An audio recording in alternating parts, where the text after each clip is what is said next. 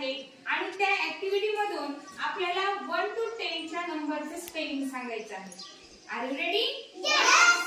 हा गेम असा आहे की क्लॅपिंग होणार आहे आणि क्लॅपिंग स्टॉप झाल्यानंतर तुम्ही ज्या नंबरवर आहे त्या नंबरचं स्पेलिंग तुम्हाला सांगायचं आहे. आम्ही क्लॅप करणार आहे, तुम्ही त्या नंबरची स्पेलिंग सांगायची. Are you ready?